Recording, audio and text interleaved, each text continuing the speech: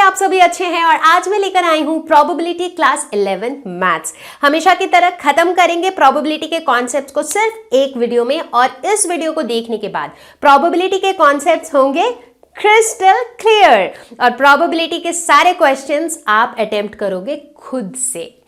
तो मैं हूं Roshni from Learno hub, the free learning platform, जहां पर आप फिजिक्स, केमिस्ट्री, मैथमेटिक्स, बायोलॉजी सभी कुछ पढ़ सकते हो absolutely for free at learnohub.com। तो क्या हम सभी तैयार हैं प्रोबेबिलिटी पढ़ने के लिए? Let's get started.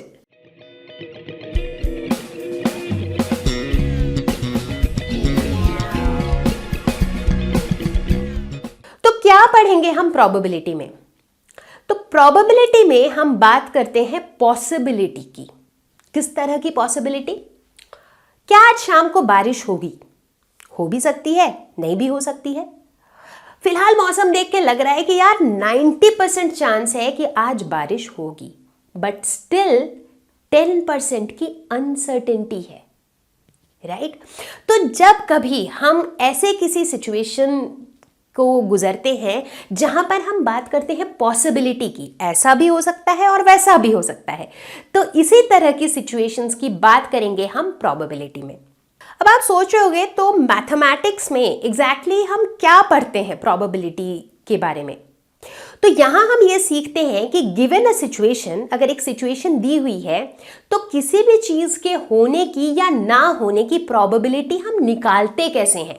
तो हम मैथमेटिकली प्रोबेबिलिटी फाइंड करना सीखते हैं, ठीक है? और इसके जो है कुल मिला के हम 3 अप्रोच के बारे में अभी बात करेंगे आज। जो पहला अप्रोच है वो है classical theory of probability. Classical theory जैसे वो हम कहते हैं ना, क्लासिक्स मतलब है तो बहुत पहले से, so one of the oldest theory है, लेकिन वो कहते हैं ना ओल्ड इज गोल्ड, तो बिल्कुल गोल्डन थ्योरी ऑफ प्रोबेबिलिटी है। आप देखोगे आगे चल के कि इस वाले रूल से, इस थ्योरी से ही आपके प्रोबेबिलिटी के अधिकतर क्वेश्चंस आप सॉल्व कर पा रहे हो। इनफैक्ट जो बाकी भी थ्योरीज है वो भी कहीं ना कहीं इस थ्योरी से रिलेटेड है, मतलब एटलीस्ट अभी हम इस लेवल पे जो भी पढ़ने वाले हैं, ठीक है? तो क्लासिकल थ्योरी ऑफ प्रोबेबिलिटी ये कहती है कि probability of any event is given by number of favourable outcomes divided by total number of possible outcomes.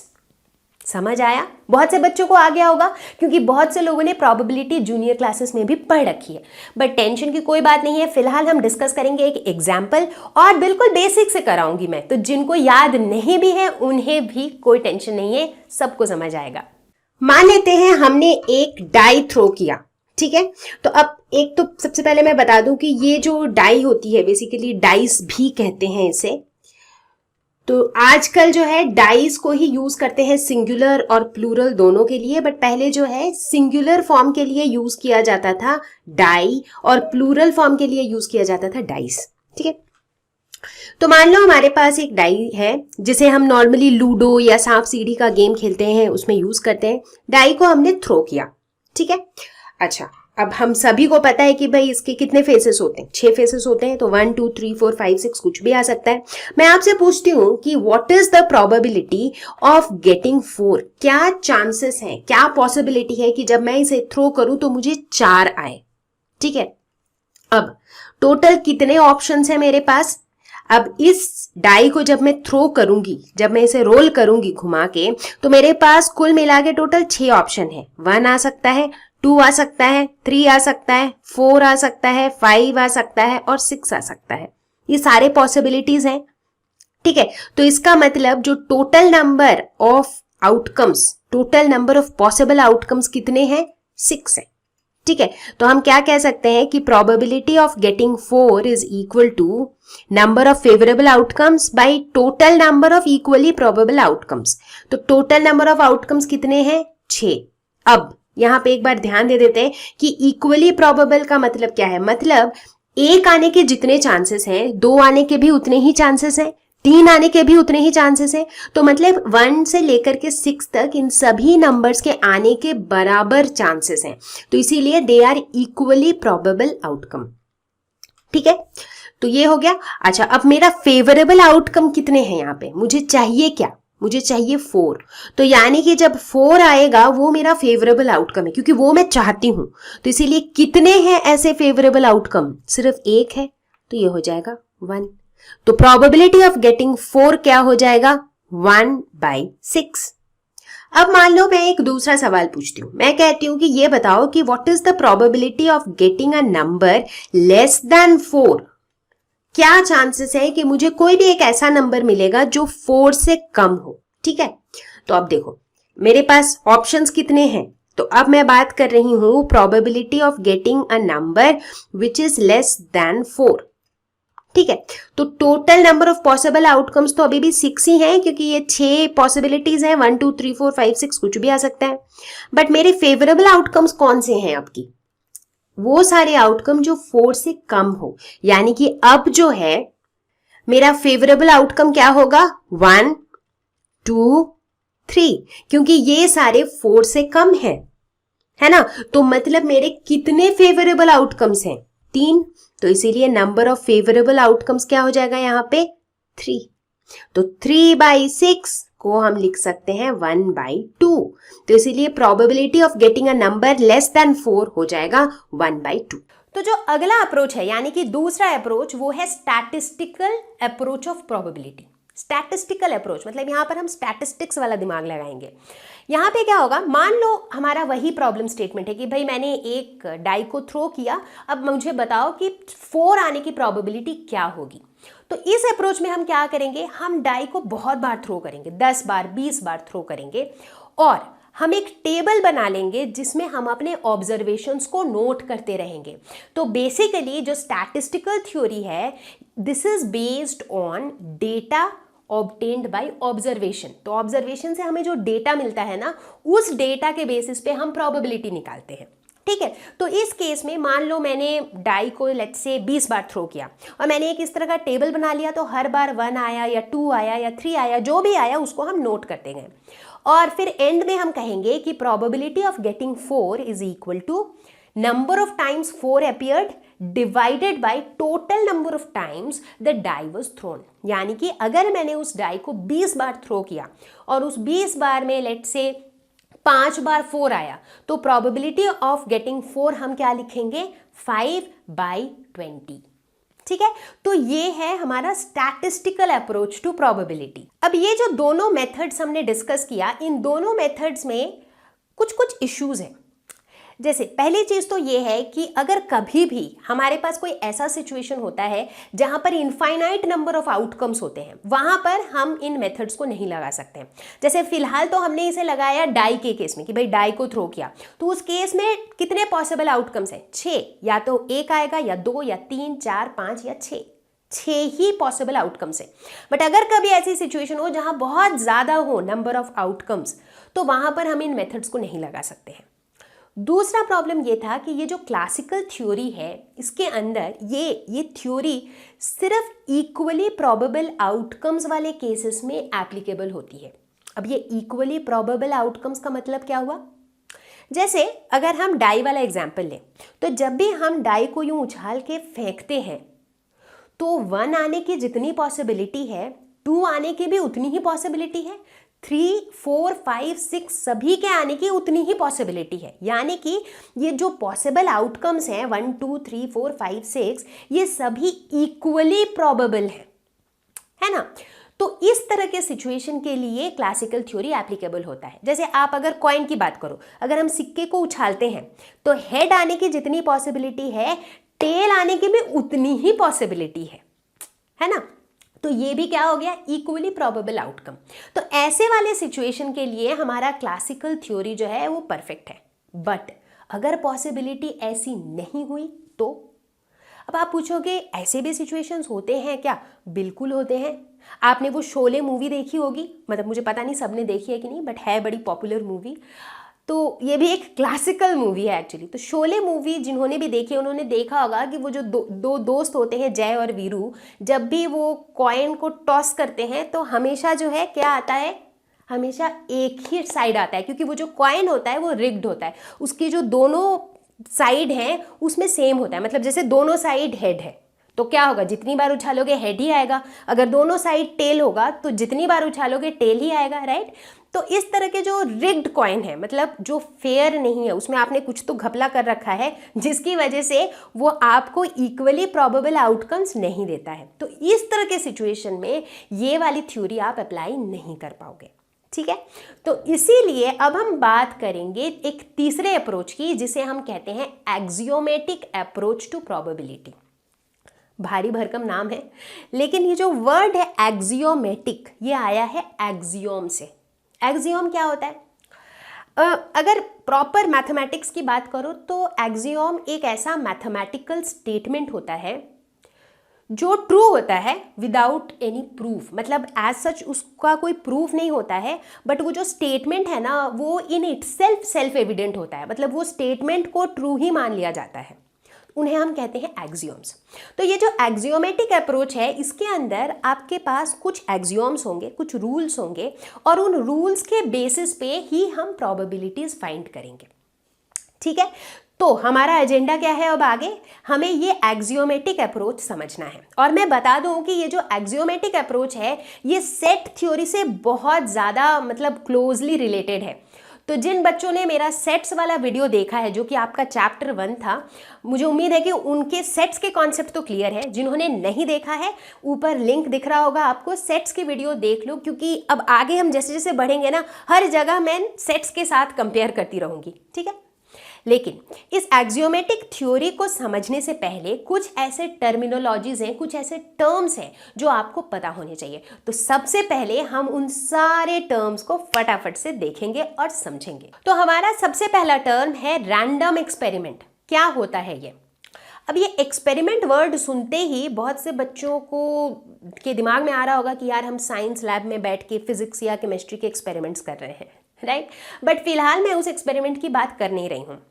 लेकिन वो जो एक्सपेरिमेंट्स आप अपने लैब में करते हैं उसमें क्या होता है, उसमें आपको पता होता है कि यार आउटपुट क्या आना है, रिजल्ट क्या आना है, राइट। इनफैक्ट जब केमिस्ट्री लैब में आप होते हो और कुछ बना रहे होते हो कि कोई क्रिस्टल बनाना है, कुछ बनाना है कि यार इसके साथ इसे मिक्स करेंगे तो वाइट कलर का रेसिड्यू रहना चाहिए, तो बस पूछते रहते हो कि यार तेरा आया क्या वाइट कलर का रेसिड्यू, राइट। तो इस तरह की सिचुएशन होती है। क्यों? क्योंकि हमें पता होता है कि रिजल्ट क्या आने वाला है। तो इस तरह के एक्सपेरिमेंट्स को हम कहते हैं डिटर्मिनिस्टिक एक्सपेरिमेंट्स, क्योंकि जो आउटपुट है या जो रिजल्ट है वो ऑलरेडी डिटर्मिन्ड है, ऑलरेडी हमें पता है। लेकिन फिलहाल मैं जिस एक्सपेरिमेंट की बात कर रही हूँ वो है रैंडम एक्सपेरिमेंट। ये होता है दूसरे टाइप का एक्सपेरिमेंट। जो वर्ड है रैंडम, उसी से पता चल रहा है कि मतलब कुछ फिक्स नहीं है, सब रैंडम है। तो मतलब आउटपुट क्या आएगा वो हमें पता नहीं है, मतलब आउटपुट एग्जैक्टली यही आएगा, पता नहीं, कुछ और भी आ सकता है। इसका ये मतलब है कि इस केस में जो मेरे पॉसिबल आउटकम्स हैं वो एक से ज़्यादा है, तभी तो मुझे डाउट है कि भाई क्या आएगा पता नहीं, राइट। जब मैं सिक्के को उछालती हूँ हेड भी आ सकता है और टेल भी आ सकता है, राइट। क्यों? क्योंकि पॉसिबल आउटकम्स दो हैं, हेड भी एक पॉसिबल आउटकम है, टेल भी एक पॉसिबल आउटकम है। चूंकि पॉसिबल आउटकम एक से अधिक है इसीलिए तो मुझे डाउट है कि क्या आएगा, राइट। तो कोई भी रैंडम एक्सपेरिमेंट के दो फीचर्स होते हैं, एक तो ये कि इसमें एक से अधिक पॉसिबल आउटकम्स होते हैं, दूसरा ये कि हम पहले से प्रेडिक्ट नहीं कर सकते हैं कि एग्जैक्टली कौन सा आउटकम आएगा। तो उन्हें हम कहते हैं रैंडम एक्सपेरिमेंट। तो चाहे आप कॉइन टॉस करने की बात कर लो या फिर आप डाई थ्रो करने की बात कर लो, मतलब जब हम प्रोबेबिलिटी पढ़ते हैं ना तो ये टॉसिंग अ कॉइन और रोलिंग अ डाइस, ये मतलब आप समझ लो वर्ल्ड फेमस एग्जाम्पल्स हैं और वर्ल्ड फेमस प्रॉब्लम्स भी हैं। आपको बहुत सारे क्वेश्चंस भी मिलेंगे इनके ऊपर। तो मैं भी आपको ये पूरा टॉपिक पढ़ाऊंगी इन्हीं एग्जाम्पल्स के हेल्प से, ठीक है। तो प्रोबेबिलिटी में हम जब भी एक्सपेरिमेंट की बात कर रहे होंगे हम रैंडम एक्सपेरिमेंट की ही बात करेंगे, ऑब्वियस सी बात है, क्योंकि पॉसिबिलिटी की बात हम कब करेंगे? जब मेरा एक्सपेरिमेंट रैंडम हो। अगर एक्सपेरिमेंट डिटर्मिनिस्टिक है तब तो हमें पता ही है कि भाई ये रिजल्ट आना है, तो जो रिजल्ट आना है उसी के आने की प्रोबेबिलिटी 100% है, तो वहाँ तो प्रोबेबिलिटी निकालने की ज़रूरत ही नहीं है ना। तो ये था हमारा रैंडम एक्सपेरिमेंट। अगला टर्म है आउटकम। इसको तो खैर मैं पहले से ही कई बार यूज़ कर चुकी हूँ, बट फिर भी बता देती हूँ भाई क्या होता है। कोई भी रैंडम एक्सपेरिमेंट का जो पॉसिबल रिजल्ट है उसके लिए हम वर्ड यूज़ करते हैं आउटकम, ठीक है। जैसे कॉइन को टॉस किया तो उसके पॉसिबल आउटकम्स क्या है? Head tail. अगर डाई को थ्रो किया तो पॉसिबल आउटकम्स क्या है, 1 2 3 4 5 6, तो ये है आउटकम। अब बात करेंगे हम सैंपल स्पेस की। अब देखो यहां से जो है ना हम धीरे धीरे सेट्स के कॉन्सेप्ट में घुसते चले जाएंगे। तो सैंपल स्पेस क्या होता है, सैंपल स्पेस होता है set of all possible outcomes of an experiment, obviously random experiment. तो जैसे मान लो हम बात करते हैं टॉसिंग अ कॉइन की, कॉइन को टॉस करेंगे तो मेरे पॉसिबल आउटकम्स क्या है, हेड और टेल। हम क्या करेंगे, एक सेट में डाल देंगे ऑल पॉसिबल आउटकम्स। तो सैंपल स्पेस को हमेशा हम कैपिटल एस से डिनोट करते हैं। तो capital S is equal to, sets में कैसे लिखते थे हम, सेकेंड ब्रेसेस के अंदर H, T, मतलब जितने पॉसिबल आउटकम्स हैं उसको हम एक सेट के अंदर डाल देते हैं जिसे हम कहते हैं सैंपल स्पेस। इसी तरह अगर आप डाई की बात करोगे तो एक डाई में पॉसिबल आउटकम्स क्या है, 1 2 3 4 5 6, इन सब को डाल दो सेकेंड ब्रेसेस के अंदर, तो ये बन गया इसका सैंपल स्पेस। अब मान लो एक तीसरा एग्जाम्पल लेते हैं, मतलब थोड़ा सा डिफरेंट। मान लो मैं एक एग्जाम्पल लेती हूँ कि आई टॉस अ कॉइन ट्वाइस, मतलब एक ही कॉइन है बट उसे मैं 2 बार टॉस कर रही हूँ। इस केस में मेरे पॉसिबल आउटकम्स क्या है, तो एक बार उस रैंडम एक्सपेरिमेंट को किया, मतलब एक बार टॉस किया, मान लो हेड आया, फिर से टॉस किया, मान लो हेड आया, तो मेरा पॉसिबल आउटकम क्या हो गया, हेड हेड, क्योंकि 2 बार कर रहे हैं ना तो दोनों को लेना पड़ेगा, करेक्ट। तो हेड हेड ये मेरा एक पॉसिबल आउटकम हुआ। एक पॉसिबल आउटकम हो सकता है कि भाई पहली बार टॉस किया तो हेड आया, दूसरी बार टॉस किया तो टेल आया, तो HT एक आउटकम हो सकता है। उसी तरह एक आउटकम हो सकता है TH और एक आउटकम हो सकता है TT। तो ये 4 पॉसिबल आउटकम्स हो सकते हैं। इसका मुझे सैंपल स्पेस लिखना हो तो कैसे लिखेंगे, S is equal to second braces के अंदर सबको डाल देंगे। अब इस सैंपल स्पेस के अंदर ये क्या है, अगर इसे आप सेट के नज़रिए से देखो तो सेट के अंदर ये जो चीज़ें होती हैं ये क्या होती हैं, एलिमेंट्स ऑफ अ सेट। तो सैंपल स्पेस की जो ये एलिमेंट्स होते हैं इन्हें हम कहते हैं सैंपल पॉइंट्स। तो ये हर एक एलिमेंट जो है वो एक सैंपल पॉइंट है। पहला एग्जाम्पल कहता है कि describe the sample space for the indicated experiment. ठीक है, हमें सिर्फ इसकी सैंपल स्पेस बनानी है। क्या है experiment, a coin is tossed and a die is thrown. मतलब यहां पर 2 चीजें हो रही हैं, एक कॉइन टॉस हो रहा है एंड एक डाई को भी थ्रो किया जा रहा है। देखो ये एंड पे ध्यान देना है क्योंकि ये दोनों इवेंट्स हो रही हैं। ठीक है, तो पहले तो प्रोबेबिलिटी के किसी भी क्वेश्चन में सबसे पहला काम क्या है, क्वेश्चन को समझना। ठीक है, तो समझने के लिए थोड़ा सा यूं लिख लेते हैं, आसान रहेगा। तो पहला, एक तो कॉइन है मेरे पास, एक डाई है। अच्छा, दोनों चीज हम करेंगे। अच्छा, कॉइन जब हम टॉस करेंगे तो मेरे पॉसिबल आउटकम्स क्या क्या है, क्या क्या पॉसिबिलिटीज हैं उसके आउटकम्स की, या तो हेड आ सकता है या फिर टेल आ सकता है, यही पॉसिबिलिटीज है और कोई तीसरा पॉसिबिलिटी है ही नहीं। जब हम डाई को थ्रो करेंगे तो क्या पॉसिबिलिटीज है, 1 आ सकती है, 2 आ सकती है, 3 आ सकती है, 4 5 या 6, ये 6 पॉसिबिलिटीज हैं और तो कुछ पॉसिबिलिटी नहीं है। ठीक है, अब अगर इस पूरे एक्सपेरिमेंट को देखा जाए तो क्या कर रहे हैं हम, पहले हम कॉइन को टॉस कर रहे हैं जिसमें या तो हेड आएगा या फिर टेल आएगा। उसके बाद हम डाई को थ्रो कर रहे हैं जिसमें 1 से लेकर के 6 तक कुछ भी आएगा। तो बेसिकली एक बार उस पूरे एक्सपेरिमेंट को करेंगे तो क्या आएगा मेरे पास, पहले या तो हेड या टेल में से कुछ आएगा। मान लो हेड आया, अब हेड के साथ इनमें से कोई सा भी नंबर आ सकता है, मतलब H1 भी आ सकता है, H2 आ सकता है, H3 आ सकता है, H4 आ सकता है, H5 आ सकता है, H6 आ सकता है। ठीक है, दूसरा ऑप्शन है कि भाई जब कॉइन को टॉस किया तो हेड ना आके टेल आया। अब टेल के साथ उसके बाद जब हम डाई को थ्रो करेंगे तो मेरा क्या आ सकता है, टेल के साथ 1 आ सकता है, टेल के साथ 2 3 4 5 6 कुछ भी आ सकता है। करेक्ट, ये सारे क्या है, मेरे पॉसिबल आउटकम्स हैं। ठीक है ना, तो पॉसिबल आउटकम्स हम बेसिकली कैसे निकालते हैं कि कॉइन को टॉस करने की जो पॉसिबिलिटीज हैं ये इनके साथ ये सारे कॉम्बिनेशंस पॉसिबल हैं। करेक्ट। अच्छा, दूसरी बात है कि हमने H और 1 को मल्टीप्लाई क्यों किया, मतलब हमने H1 लिखा है, राइट, क्यों लिखा है, क्योंकि यहां पर एंड है। हमने पढ़ा था ना, परमुटेशन कॉम्बिनेशन में भी पढ़ा था, जब दोनों ही इवेंट होती हैं मतलब पहला होता है फिर दूसरा होता है, तो उस केस में हम क्या करते हैं, मल्टीप्लाई। जब हम और की बात करते हैं कि या तो कॉइन को टॉस किया या फिर डाई को थ्रो किया, जब वैसी बात करते हैं तब हम यूज करते हैं प्लस। ठीक है ना, तो सबको समझ आ गया। तो ये मेरे पॉसिबिलिटीज हैं। अब इसे हम सैंपल स्पेस की तरह लिखेंगे, s इज इक्वल टू एक सेट के अंदर डाल देंगे क्या क्या, ये सारे options H1 H2 H3, sorry H2 ऐसे ही लिखाएगा, ठीक है, H4 H5 H6 T1 T2 T3 T4 T5 T6। तो ये हो जाएगा मेरा सैंपल स्पेस। देखते हैं एक और तीसरा example. An experiment consists of tossing a coin and then throwing it second time if a head occurs. If a tail occurs on the first toss, then a die is rolled once. Find the sample space. देखो question को क्या करना है, समझना है हमेशा की तरह। हम क्या कर रहे हैं, एक कॉइन को हम टॉस कर रहे हैं, ठीक है। तो मतलब सबसे पहले हम क्या कर रहे हैं, हम कॉइन को कर रहे हैं टॉस। अब कॉइन को टॉस करेंगे तो मेरे पॉसिबल आउटकम्स क्या आ सकते हैं, या तो हेड आएगा या फिर टेल आएगा, ठीक है।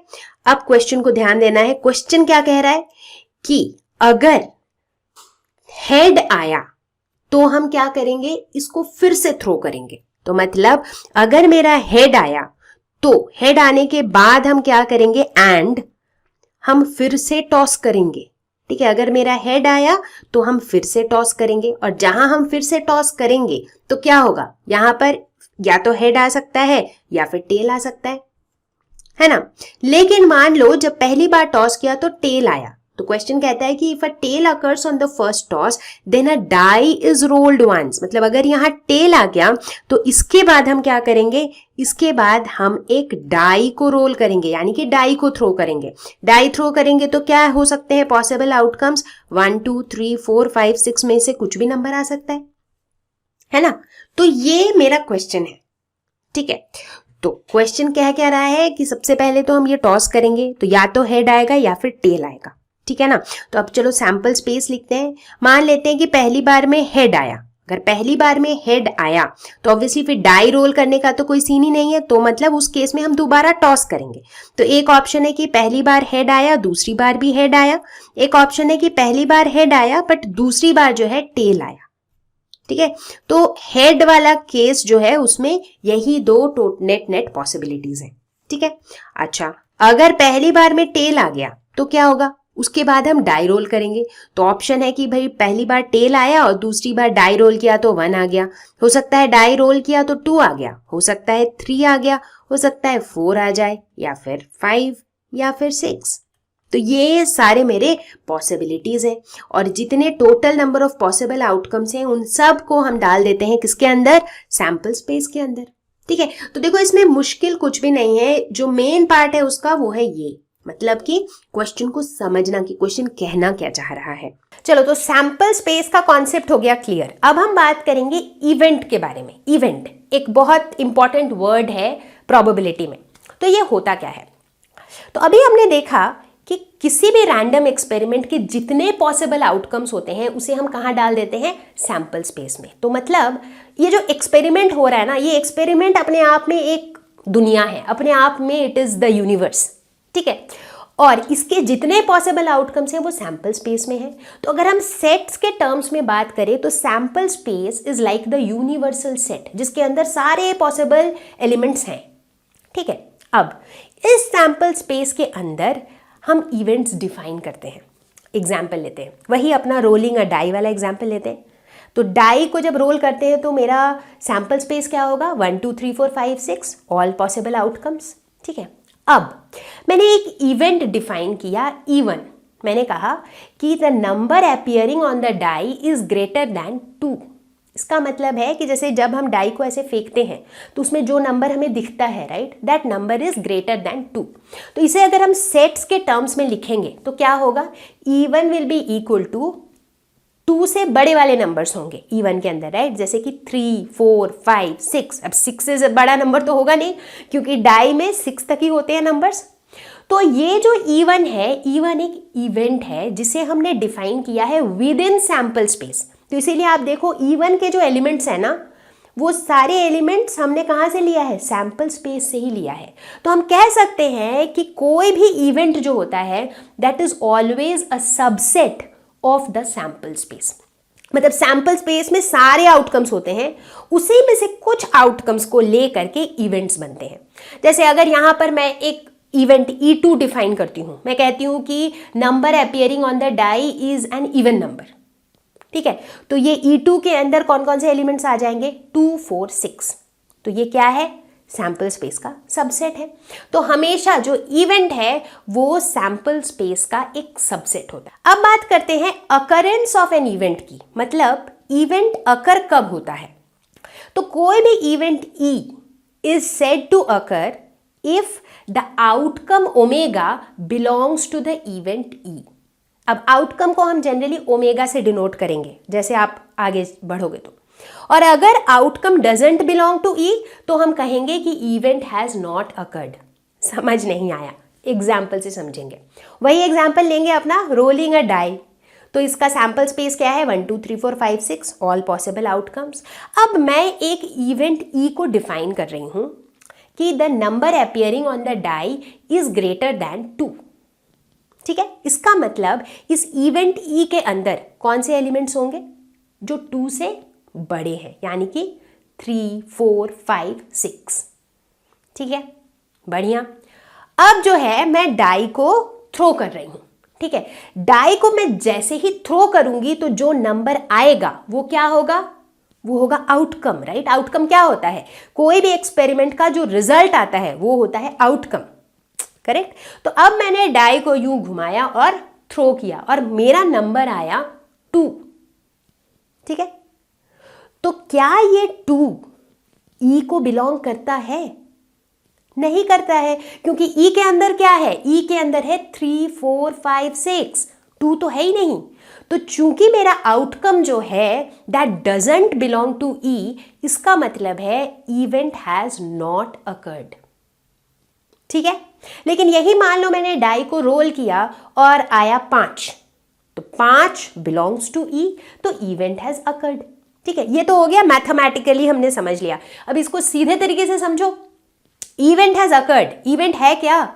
इवेंट कह रहा है कि भाई 2 से अधिक नंबर आना चाहिए। अगर 2 से अधिक नंबर आया तो इवेंट अकर्ड, 2 से अधिक नंबर नहीं आया तो event has not occurred. Events कई टाइप के होते हैं।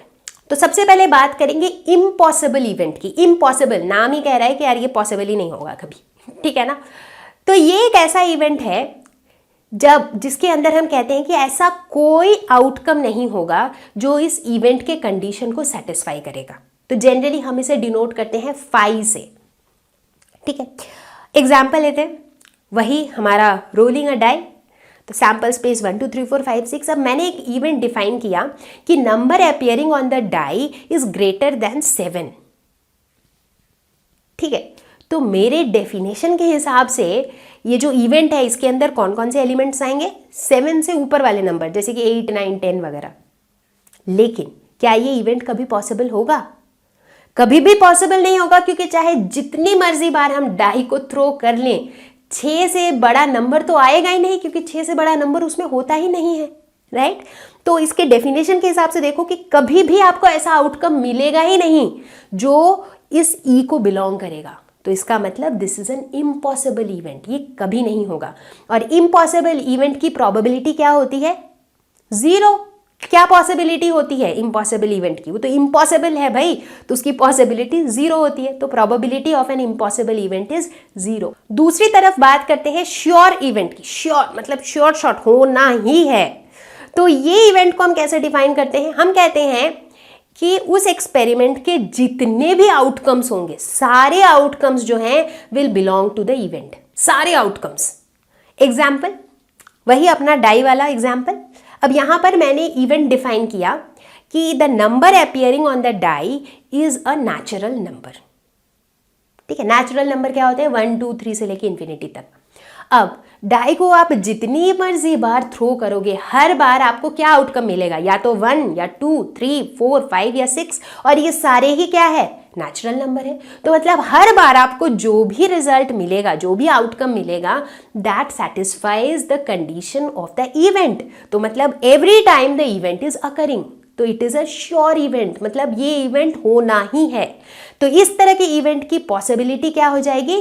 1। सो probability of a sure event is 1। अब बात करेंगे सिंपल इवेंट। सिंपल, कोई कॉम्प्लेक्सिटी नहीं है। ये एक ऐसा इवेंट होता है जिसके अंदर सैंपल स्पेस का सिर्फ एक सैंपल पॉइंट होता है। इसे हम एलिमेंट्री इवेंट भी कहते हैं। देखते हैं एक एग्जांपल। मान लो हमने एक डाई को रोल किया, तो ये हमारा हो गया क्या? रैंडम एक्सपेरिमेंट हो गया। तो इसका सैंपल स्पेस अगर हम लिखेंगे तो कैसा होगा? 1 2 3 4 5 6, मतलब डाई रोल किया तो ऑब्वियसली उसमें 1 से लेके 6 तक कुछ भी आ सकता है। तो ये इसके सारे पॉसिबल आउटकम्स है, तो ये इसका सैंपल स्पेस है। ठीक है, तो अब इसे ध्यान से देखो। इस सैंपल स्पेस के अंदर जितने भी सैंपल पॉइंट्स हैं वो एक एक सैंपल पॉइंट इज एक एक simple event. So there are 6 simple events corresponding to this sample space. और ये 6 सिंपल इवेंट्स क्या है? अगर मान लो मैंने एक इवेंट डिफाइन किया कि भाई डाई रोल करेंगे तो आएगा 1, ठीक है, तो उस इवेंट के अंदर क्या हो जाएगा? क्या आएगा? एलिमेंट एक ही आएगा, विच इज 1। उसी तरह अगर मैं कोई इवेंट डिफाइन करती हूँ जिसके अंदर मैं कहती हूँ कि भाई रोल किया तो 2 ही आएगा, तो वो इवेंट कुछ यूं हो जाएगा। उसी तरह कोई इवेंट डिफाइन किया 3 के लिए तो वो ऐसा होगा, कोई इवेंट डिफाइन किया 4 के लिए तो वो ऐसा होगा, है ना। तो ये जो सारे अभी जो इवेंट्स मैं लिख रही हूँ E1 से लेकर के E6 तक, इनके अंदर क्या है? इनके अंदर सिर्फ एक सैंपल पॉइंट है, राइट। तो जो सैंपल स्पेस के अंदर मल्टीपल सैंपल पॉइंट्स हैं, उनका कोई एक सैंपल पॉइंट अगर किसी इवेंट के अंदर हो तो उसे हम कहेंगे सिंपल इवेंट। तो बेसिकली यहां पर इस सैंपल स्पेस के लिए टोटल 6 सिंपल इवेंट्स हैं। क्यों? क्योंकि इस सैंपल स्पेस के अंदर टोटल 6 सैंपल पॉइंट्स हैं। तो एक एक सैंपल पॉइंट एक एक इवेंट में अगर है तो इसमें टोटल 6 ही सिंपल इवेंट्स हो सकते हैं। एक दूसरा एग्जाम्पल लेते हैं। मान लो हम कहते हैं कि हमने 2 कॉइन्स को टॉस किया, 2 कॉइन है हमारे पास, ठीक है। तो इसका सैंपल स्पेस कैसा होगा? चूंकि 2 कॉइन है तो पॉसिबिलिटी है कि यार पहले वाले कॉइन में हेड आया, मान लो ये मेरा कॉइन 1 है और ये मेरा कॉइन 2 है, ठीक है ना। दोनों को टॉस किया तो क्या हो सकता है कि यार इसमें हेड हो और इसमें भी हेड आए। ऐसा हो सकता है कि इसमें हेड आए, इसमें टेल आए, इसमें टेल आए, इसमें हेड आए, या फिर दोनों में टेल आए। तो यही मेरी सारी पॉसिबिलिटीज है। तो इसीलिए हमने सैंपल स्पेस में इस तरह से डाल दिया है सारे पॉसिबिलिटीज, ठीक है। अब अगर मैं यहां पर इस सैंपल स्पेस को देखूं तो मैं कह सकती हूं कि इसके अंदर कितने सिंपल इवेंट्स हैं? 4 सिंपल इवेंट्स है। क्यों? क्योंकि इसके अंदर 4 सैंपल पॉइंट्स हैं, है ना। तो और ये 4 सिंपल इवेंट्स को हम कैसे लिख सकते हैं? कुछ इस तरीके से, हर एक इवेंट में हमारा एक ही सैंपल पॉइंट है, ठीक है। तो ये हो गए सिंपल इवेंट्स। सिंपल इवेंट तो सीख गए हम लोग। तो कंपाउंड इवेंट क्या होगा? जाहिर सी बात है कि अगर सिंपल इवेंट में सिर्फ एक सैंपल पॉइंट होता है तो कंपाउंड इवेंट में क्या होगा? एक से अधिक सैंपल पॉइंट्स। चलो एग्जाम्पल से क्लियर करते हैं। चलो मान लेते हैं कि भैया फिर से हमने डाई को रोल किया, ये हो गया हमारा रैंडम एक्सपेरिमेंट और इसका सैंपल स्पेस हो जाएगा 1 2 3 4 5 6, ठीक है। अब जो है मैं एक इवेंट डिफाइन करती हूं कि number appearing on the die is greater than 3। ये मैंने इवेंट डिफाइन किया, ठीक है। तो अगर इस इवेंट को मैं सेट्स के टर्म्स में लिखूं तो क्या होगा? इसे मैं अगर सेट्स की तरह लिखूं तो क्या होगा? इसके अंदर कौन कौन से नंबर्स आएंगे? ग्रेटर देन 3, यानी कि या तो 4 या 5 या फिर 6, क्योंकि डाई में तो 6 तक ही होते हैं भाई नंबर्स, है ना। तो ये जो मेरा इवेंट है, इस इवेंट के अंदर कितने सैंपल पॉइंट्स हैं? 1 2 3 सैंपल पॉइंट्स हैं। तो इसीलिए ये किस तरह का इवेंट हुआ? ये हुआ एक कंपाउंड इवेंट, क्योंकि इसमें मोर देन 1 सैंपल पॉइंट है, ठीक है। उसी तरह से अगर मैं एक और इवेंट डिफाइन करती हूं कि even number appearing on die, मतलब कि सिर्फ इवन नंबर आना चाहिए। तो मेरे इवेंट के डेफिनेशन के हिसाब से इसको अगर सेट फॉर्म में लिखूं तो इसके अंदर क्या क्या आना चाहिए? 2 4 और 6, क्योंकि यही इवन नंबर्स हैं। यहां पर भी हम देखते हैं कि एक से ज्यादा सैंपल पॉइंट्स हैं, तो ये भी एक एग्जाम्पल है कंपाउंड इवेंट का। टाइप्स ऑफ इवेंट्स देख लिया हमने। अब हम देखेंगे कि कई बार सिचुएशन के हिसाब से हमें डिफरेंट इवेंट्स को कंबाइन करना पड़ता है, तो उसे हम कैसे करते हैं? इसे हम कहते हैं अलजेब्रा ऑफ इवेंट्स। एंड ये जो कॉन्सेप्ट है it is very very similar to your sets में जैसे हम बात करते थे यूनियन, इंटरसेक्शन वगैरह की, उसी तरह से यहाँ पर हम बात करेंगे इवेंट्स के बारे में। तो सेट्स वाले जो वो कॉन्सेप्ट थे, वेन डायग्राम्स, यूनियन, इंटरसेक्शन, वो अभी बहुत काम आने वाला है। तो सबसे पहले बात करेंगे हम कॉम्प्लीमेंट्री इवेंट की। कॉम्प्लीमेंट्री इवेंट कहता है कि for every event A there exists an event not A, जिसे हम डिनोट करते हैं ए डैश से। तो चलो देखते हैं क्या है ये। मान लो फिर से हम एग्जाम्पल लेते हैं वही रोलिंग अ डाई का। डाई को रोल किया, ये हो गया मेरा रैंडम एक्सपेरिमेंट। इसके सैंपल स्पेस को लिखा तो सैंपल स्पेस में होगा 1 2 3 4 5 6। ठीक है, अब मैं यहां पर एक इवेंट डिफाइन करती हूं कि number appearing on the die is greater than 3। Let us say इसको मैंने डिफाइन किया कोई भी एक इवेंट ई। तो इसका मतलब अगर इसे सेट फॉर्म में लिखूं तो ई के अंदर कौन कौन से नंबर्स आने चाहिए, 4 5 6, जो भी 3 से ज्यादा है। ठीक है यहां तक। चलो अब अगर मैं बात करूं इवेंट नॉट ई की, ठीक है, तो इवेंट नॉट ई क्या होगा, मतलब जो भी नंबर्स ई में नहीं है वो वाले नंबर्स की मैं बात कर रही हूं, राइट। तो उसे हम डिनोट करते हैं ई डैश से, और उसे हम कहते हैं कॉम्प्लीमेंट्री इवेंट ऑफ ई। तो ई अगर एक इवेंट है तो नॉट ई इवेंट को हम कहते हैं ई डैश या फिर कॉम्प्लीमेंट्री इवेंट। तो ई डैश का मतलब हो जाएगा कि number appearing on the die is less than और इक्वल टू 3, क्योंकि ई इवेंट क्या है, ग्रेटर देन 3। तो अब इसे ग्रेटर देन 3 नहीं चाहिए, ग्रेटर देन 3 के अलावा बाकी सब चलेगा।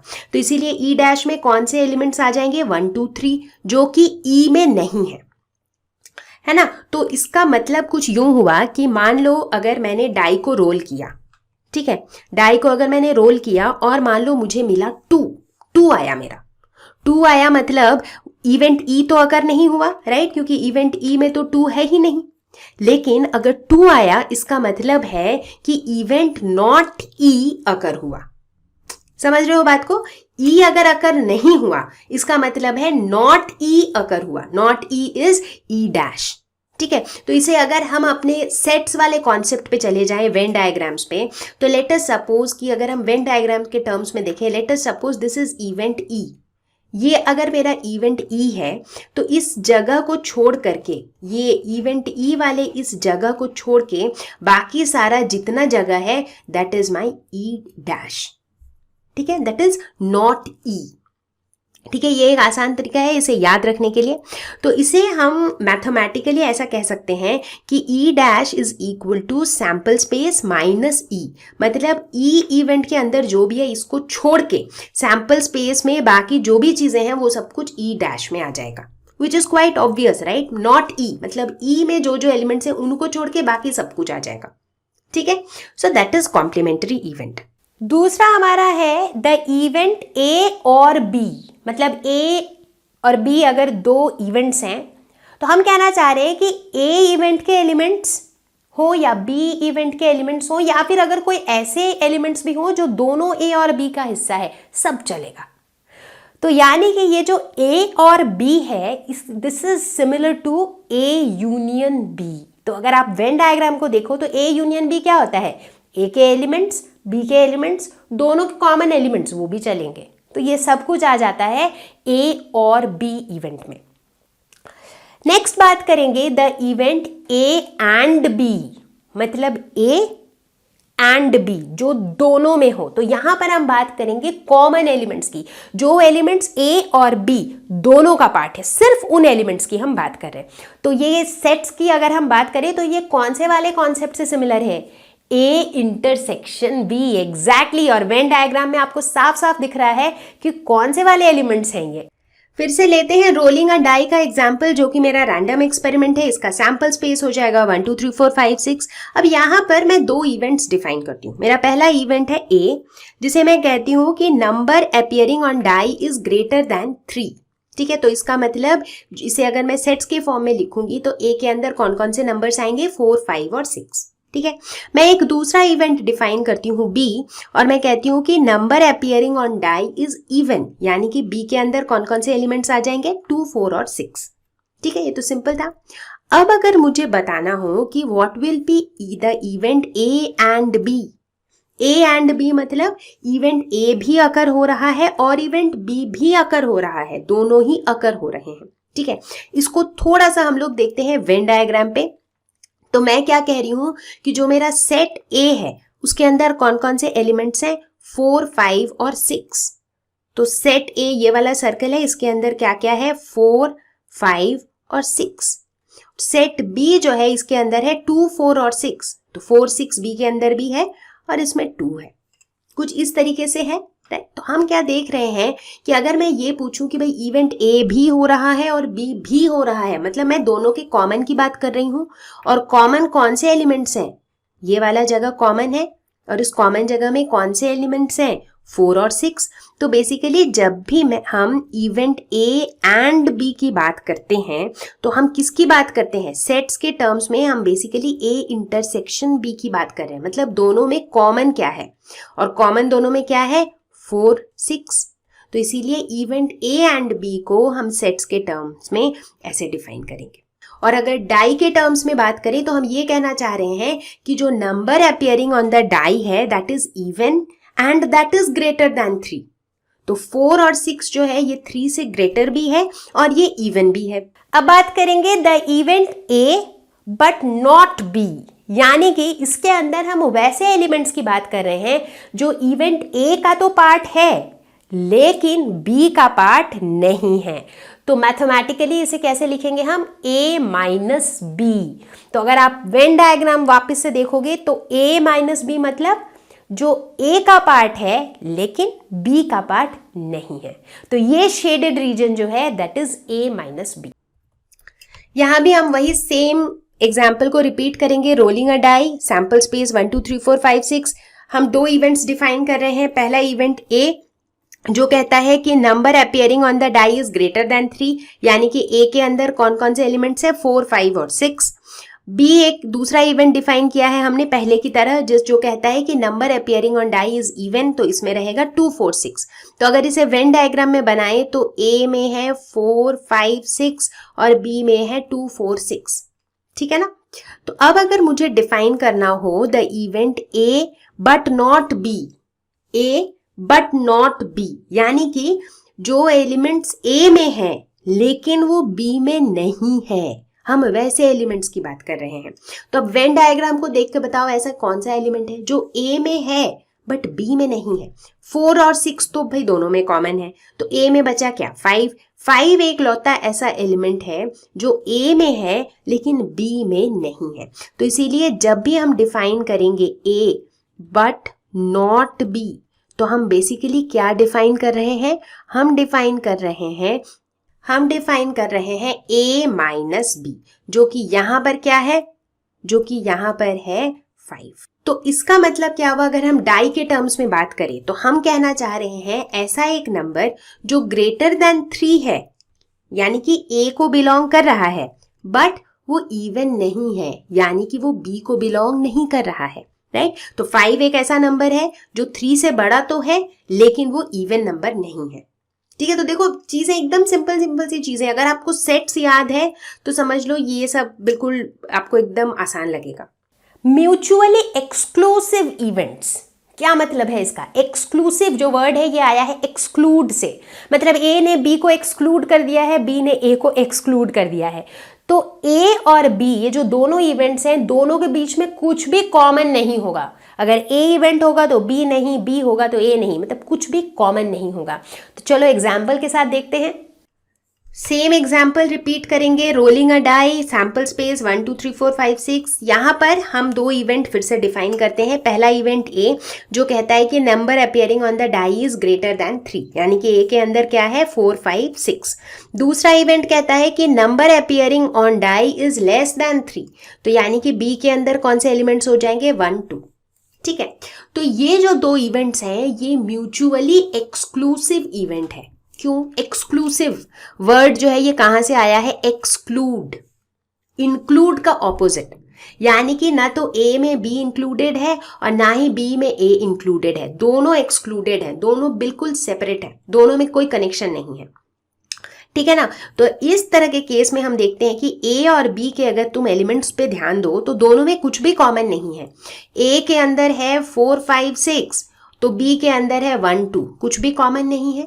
ठीक है, ये इस तरह की चीजों को हमने सेट्स में भी पढ़ा था, और सेट्स में हम इस तरह के सेट्स को क्या कहते थे? डिसजॉइंट सेट्स, क्योंकि वो कहीं से भी ज्वाइंट नहीं होते थे, है ना। तो ऐसे केसेस में इस तरह के इवेंट्स को हम कहते हैं म्यूचुअली एक्सक्लूसिव इवेंट। मतलब हम दो ऐसे इवेंट की बात कर रहे हैं जिसके बीच में कुछ भी कॉमन नहीं है। ठीक है, तो ऐसे इवेंट्स के केस में क्या होता है? ए इंटरसेक्शन बी, अगर ए और बी दो इवेंट्स हैं, इन दोनों का इंटरसेक्शन क्या हो जाता है? 0। एग्जॉस्टिव इवेंट्स, अगर हमारे पास कुछ इवेंट्स हैं, मान लो E1 E2 E3 E4 कुछ इवेंट्स हैं, उन्हें हम एग्जॉस्टिव इवेंट्स तब कहेंगे जब एक्सपेरिमेंट को हम जब कभी भी परफॉर्म करें, उस रैंडम एक्सपेरिमेंट को हम जब भी परफॉर्म करेंगे, इनमें से कोई ना कोई इवेंट जरूर अकर होगा। ठीक है, मतलब हर सिचुएशन में एटलीस्ट कोई ना कोई इवेंट जरूर अकर होगा, तो हम कहेंगे इन्हें एग्जॉस्टिव इवेंट्स। इस एग्जाम्पल के साथ थोड़ा और क्लियर करेंगे, उसी एग्जाम्पल से समझेंगे, रोलिंग अ डाई वाले एग्जाम्पल से। तो यहां पर हम 3 इवेंट्स डिफाइन करते हैं। पहला इवेंट ए, जो कहता है कि number appearing on the die is greater than 3, यानी कि ए के अंदर क्या क्या है? 4 5 6। दूसरा इवेंट बी, जो कहता है कि number appearing on the die is less than 3, यानी कि बी के अंदर क्या क्या है? 1 2। और तीसरा एक और इवेंट हमने डिफाइन किया सी, जो कहता है कि number appearing on the die is 3, मतलब एग्जैक्टली 3 ही है वो। तो इस केस में इसको हम सेट्स के फॉर्म में ऐसे लिख सकते हैं, है ना। तो एग्जॉस्टिव इवेंट्स के केस में हम क्या देखते हैं कि जब आप इन तीनों को साथ में कर लोगे, साथ में कैसे कर लेते हैं हम? सेट्स की बात कर रही हूं मैं, तो सेट्स की तरह सोचो। सेट्स में जब हम सबके एलिमेंट्स को इंक्लूड कर लेते हैं तो उसे हम क्या कहते हैं? उसे हम कहते हैं यूनियन ऑफ सेट्स, है ना। तो अगर मैं A union B union C की बात करूं तो कौन कौन से एलिमेंट्स आ जाएंगे? 1 2, बी का 1 2 आ जाएगा, सी का 3 आ जाएगा और ए का 4 5 6 आ जाएगा। तो बेसिकली जो बना मेरा वो क्या है? वो मेरा और कुछ नहीं बल्कि सैंपल स्पेस है ना। तो मतलब इस तरह के इवेंट्स, जिन इवेंट्स को अगर हम उन सारे इवेंट्स को अगर साथ में ले लें तो हमें अपना सैंपल स्पेस वापस मिल जाता है। यानी कि इसका डाई के टर्म्स में क्या मतलब हुआ? डाई के टर्म्स में इसका ऐसा मतलब हुआ कि ये जो तीनों इवेंट्स हमने डिफाइन किए हैं वो ऐसे हैं कि जब कभी भी आप डाई को रोल करोगे, नो मैटर व्हाट, तीनों में से कोई ना कोई एक इवेंट अकर जरूर होगा। ठीक है, अब जैसे मैंने डाई को रोल किया, कोई ना कोई नंबर तो आएगा, 1 से लेकर के 6 तक कोई ना कोई नंबर तो आएगा। अगर 1 आया तो मैं क्या कहूंगी कि इवेंट बी हैज अकर्ड। अगर 2 आया तो मैं कहूंगी इवेंट बी हैज अकर्ड। 3 आया तो मैं कहूंगी इवेंट सी हैज अकर्ड। अगर 4 आया तो मैं क्या कहूंगी? Event A has occurred. तो मतलब कोई सा भी नंबर आए, कोई ना कोई इवेंट अकर होगा। तो इस तरह के इवेंट्स को हम क्या कहते हैं? Exhaustive events. तो बच्चा पार्टी एक क्वेश्चन ट्राई किया जाए, बिल्कुल कर सकते हैं ट्राई। तो क्वेश्चन कहता है कि 2 dice are thrown, the events A, B and C are as follows: A getting an even number on first die, B getting an odd number on the first die, C getting the sum of the numbers on the dice less than equal to 5. Describe the following events. ठीक है, सबसे पहले हम क्या करेंगे? Question को बिल्कुल line by line समझेंगे। पहला लाइन क्या कह रहा है कि 2 dice are thrown। ठीक है, तो मतलब मेरे पास एक डाइस 1 है और दूसरा डाइस 2 है। तो जब इन दोनों डाइस को हम थ्रो करेंगे तो मेरी पॉसिबिलिटीज क्या होंगी? पॉसिबिलिटी है कि डाइस 1 में 1 2 3 4 5 6 में से कुछ भी आ सकता है, डाइस 2 में भी 1 2 3 4 5 6 में से कुछ भी आ सकता है। ठीक है, बढ़िया है। अब देखते हैं, तो अब इस सिचुएशन में, क्वेश्चन को आगे पढ़ने से पहले इस सिचुएशन में मेरा सैंपल स्पेस क्या हो जाएगा? तो ये हो जाएगा मेरा सैंपल स्पेस। तो ये काफी लंबा चौड़ा सैंपल स्पेस है, तो मैंने इसे लिखा ताकि मतलब समझने में आसानी हो। ठीक है, अब हमारा नेक्स्ट काम क्या है? अब तीनों इवेंट्स को लिखते हैं सेट्स के टर्म्स में। तो सबसे पहले बात करते हैं इवेंट ए की। तो इवेंट ए क्या कहता है? इवेंट ए कह रहा है getting an even number on the first die, यानी कि जो पहला डाई है उसमें इवन नंबर आना चाहिए। यानी कि पहला डाई में 2 4 या 6 यही आ सकता है, बट दूसरा डाई में कुछ भी आ सकता है राइट। तो यानी कि अगर मैं इवेंट ए के एलिमेंट्स को लिखना चाहूं तो ये कुछ ऐसा होगा, करेक्ट। अब इसी तरीके से हम इवेंट बी को लिख सकते हैं, चलो लिखते हैं। इवेंट बी कहता है getting an odd number on the first die, ठीक है, यानी कि फर्स्ट डाई पे ऑड नंबर्स आ सकते हैं, यानी कि 1, 3 या 5 ही आ सकता है। तो हम इवेंट बी को कैसे लिख सकते हैं, इवेंट बी हो जाएगा, ठीक है। अब बात करते हैं इवेंट सी की। इवेंट सी कहता है getting the sum of the numbers on the dice less than equal to 5, यानी कि दोनों डाइस में जो भी नंबर आएगा उनका सम जो है वो 5 से कम या 5 के बराबर होना चाहिए, मतलब 5 से ज्यादा नहीं होना चाहिए। तो सी को हम कैसे डिफाइन कर सकते हैं? सी को डिफाइन करने के लिए ना ये सैंपल स्पेस पे ध्यान दो, इजी रहेगा। 1 + 1 2, तो मतलब 1 + 1 जो है ये सी का पार्ट हो सकता है। 1 + 2 3, ये भी 5 से कम है। 3 + 1 4, ये भी 5 से कम है। 4 + 1 5, ये 5 के बराबर है, तो ये भी इसका पार्ट हो सकता है। बट इसके बाद 1 + 5 6, इसका पार्ट नहीं हो सकता है। 1 + 6 7 भी इसका पार्ट नहीं हो सकता है। उसी तरह नीचे वाले रो में देखेंगे तो 2 + 1 2 + 2 2 + 3, यहीं तक इसका पार्ट हो सकता है। उसके नीचे देखेंगे तो 3 + 1 3 + 2, यही 2 पार्ट हो सकते हैं, और उसके नीचे सिर्फ 4 + 1 इसका पार्ट हो सकता है। तो इतने जो है ये सी एलिमेंट के पार्ट हो सकते हैं, मतलब सी इवेंट के पार्ट हो सकते हैं। तो अब देखो पहला पार्ट क्या कह रहा है कि हमें क्या निकालना है, हमें निकालना है A-, यानी कि इवेंट नॉट ए। तो हम A- कैसे निकालते हैं? A- हम निकालते हैं कि पूरे सैंपल स्पेस में से A को हटा दो, A के अलावा बाकी जो कुछ भी है पूरे सैंपल स्पेस में वो सब आ जाएगा A- में, ठीक है ना। तो आप देखो पूरे सैंपल स्पेस में से अगर आप A को हटा दोगे तो क्या बचेगा? ध्यान से देखो, इस पूरे सैंपल स्पेस में से क्या हट जाएगा? जैसे ही हम A को हटाएंगे तो मेरा ये वाला रो हट जाएगा, 2 वाला रो हट जाएगा, 4 वाला रो हट जाएगा, 6 वाला रो हट जाएगा। तो बचेगा क्या? 1 3 और 5 वाला रो। 1 3 और 5 वाला रो क्या है? B है। तो बेसिकली S - A करेंगे तो हमें B मिल जाएगा। तो A- क्या हो जाएगा? B। तो इस पूरे की पूरी B की वैल्यू लिख दो, वो ही हो गई A-, ठीक है ना। अब सेकेंड वाला देखते हैं, ये कहता है नॉट B। नॉट B मतलब क्या होता है? B-, है ना। B- कैसे निकालेंगे? S में से B को हटा दो। अब S में से जैसे A को हटा दिया तो हमें B मिल गया, उसी तरह S में से जैसे ही आप B को हटा दोगे तो क्या हटेगा? ये 1 3 और 5 वाली रो हट जाएगी, तो बच जाएगी 2 4 और 6 वाली रो, यानी कि क्या बच जाएगा? A। तो S - B ये हो जाएगा A, ठीक है। उसके बाद तीसरा क्वेश्चन पूछ रहा है A और B, ठीक है। A और B का मतलब क्या होता है? A यूनियन B, मतलब जो कुछ A में है साथ ही साथ जो कुछ B में भी है। तो जब A और B का यूनियन कर देंगे, A और B दोनों के सारे एलिमेंट्स को मिला लेंगे तो हमें क्या मिल जाएगा? हमें मिल जाएगा सैंपल स्पेस S, ठीक है। तो इसे यूं ही लिख के मत छोड़ देना, S = फिर लिख देना जो भी सैंपल स्पेस है, ठीक है ना। चौथा वाला देखते हैं, A and B, A में भी हो और B में भी हो, तो मतलब हम यहाँ पर इंटरसेक्शन की बात कर रहे हैं, है ना। तो A और B में अगर हम कॉमन एलिमेंट्स निकलें तो हम क्या देखते हैं? यहाँ पर कुछ भी कॉमन एलिमेंट नहीं है, तो 0 कॉमन एलिमेंट है। तो इस सेट को हम क्या कह सकते हैं? नल सेट, इसके अंदर कोई एलिमेंट नहीं आएगा। पांचवा question, A but not C, यानी कि A में हो बट C में ना हो, तो इसे हम कैसे निकालते हैं? A - C से। तो A में से C वाले एलिमेंट्स को गायब कर दो, ठीक है। तो अगर हम ऐसे गायब करेंगे तो इसमें से क्या क्या गायब होगा? जैसे देखो 1 1 1 2 ये सब तो खैर ये में है ही नहीं, जो A में है लेकिन C में नहीं है, ठीक है। तो देख लो A के जितने एलिमेंट्स हैं इसमें कौन कौन से वो एलिमेंट है जो C में भी है, सिर्फ उनको गायब करना है हमें। तो एक ऐसा एलिमेंट है ये वाला 2, 1, दूसरा ऐसा एलिमेंट है 2, 2, 2, 3, ये कुछ ऐसे एलिमेंट्स हैं। इसके अलावा 4, 1, ठीक है।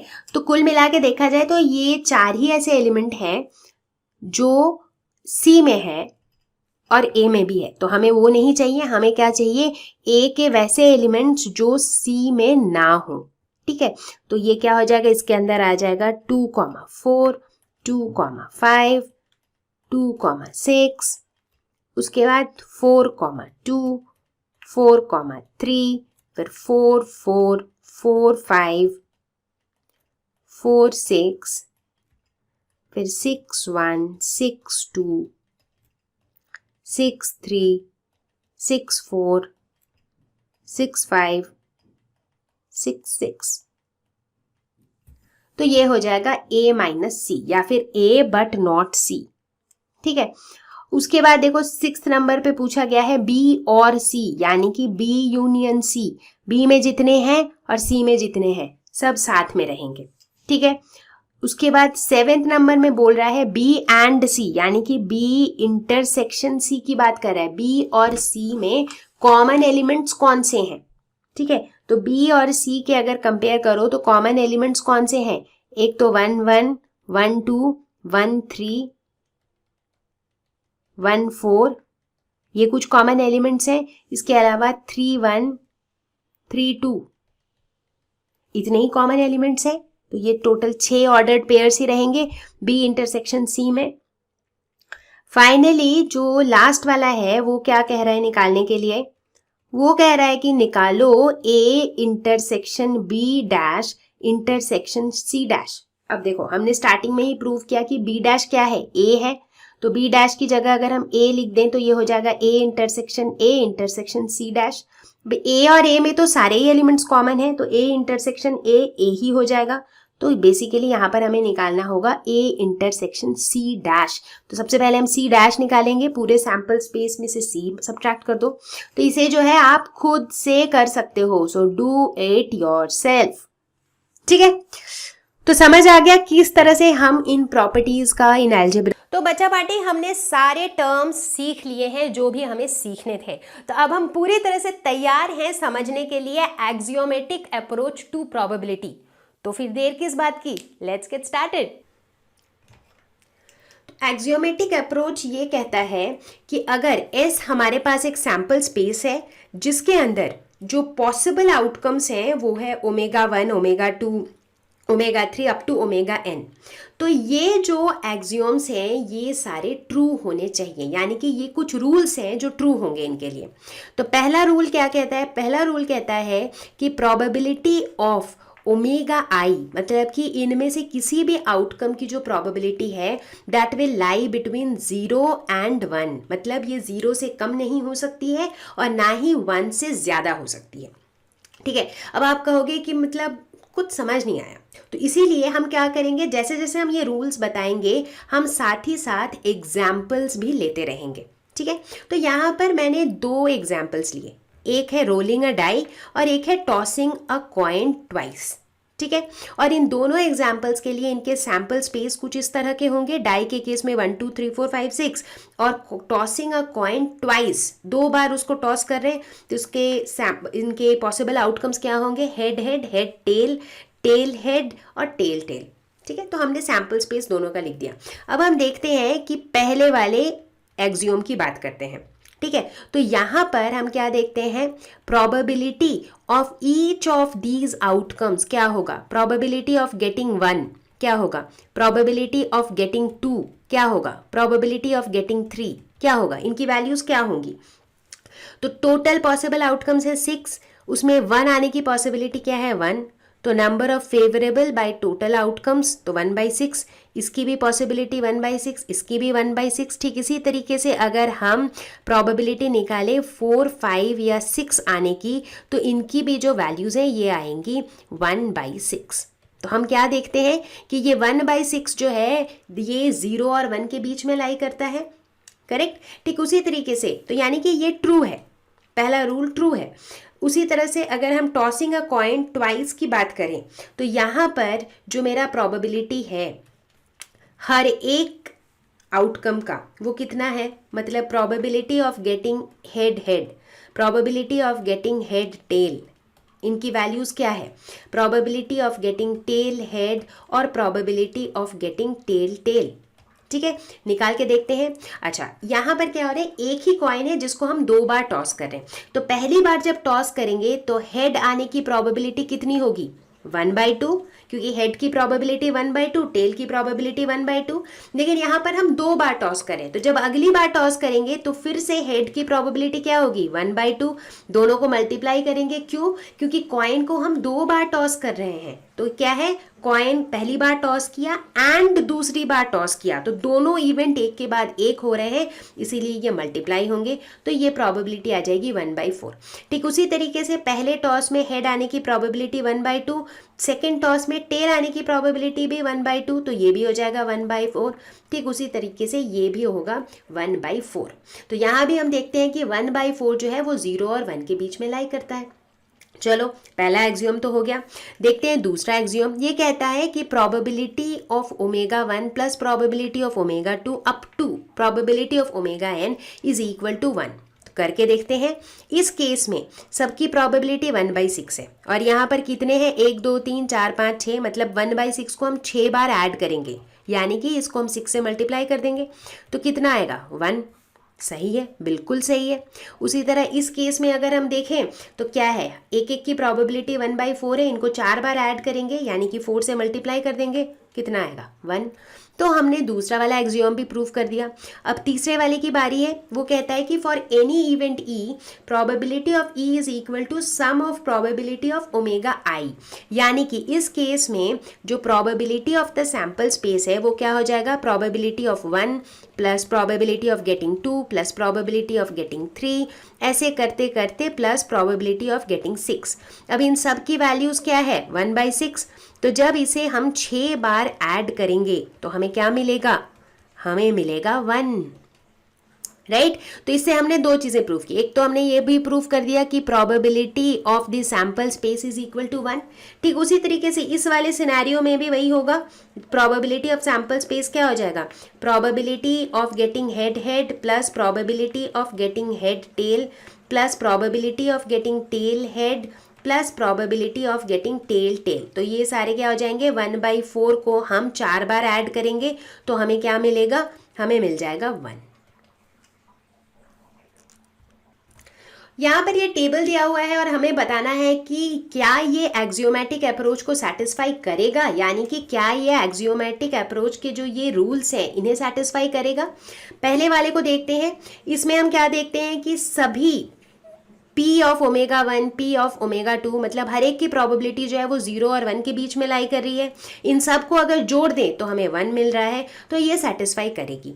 दूसरे वाले की बात करें तो जो पहले आउटकम की प्रोबेबिलिटी है दैट इज 1, यानी कि पूरी प्रोबेबिलिटी है, तो this is a sure shot outcome, और उसी वजह से जितने बाकी पॉसिबल आउटकम्स हैं उनकी प्रोबेबिलिटी 0 है। तो यानी कि इस वाले केस में हम this is a sure shot outcome और बाकी सारे जो हैं वो इम्पॉसिबल आउटकम्स हैं, बट सबको सम करेंगे तो 1 आएगा, और इन सब की वैल्यूज 0 और 1 के बीच में ही हैं, तो इसलिए ये भी जो है ये सेटिस्फाई करती है।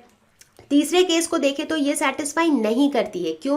क्योंकि किसी भी आउटकम की प्रोबेबिलिटी जो है that can not be negative. तो बेसिकली हम कह सकते हैं कि ओमेगा 5 और ओमेगा 6 कांट बी नेगेटिव।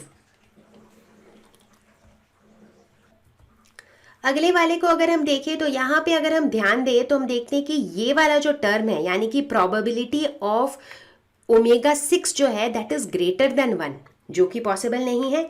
तो ओमेगा 6 जो है कांट बी ग्रेटर देन 1, क्योंकि प्रोबेबिलिटी हमेशा 0 और 1 के बीच में लाई करती है, तो ये भी सेटिस्फाई नहीं करता है।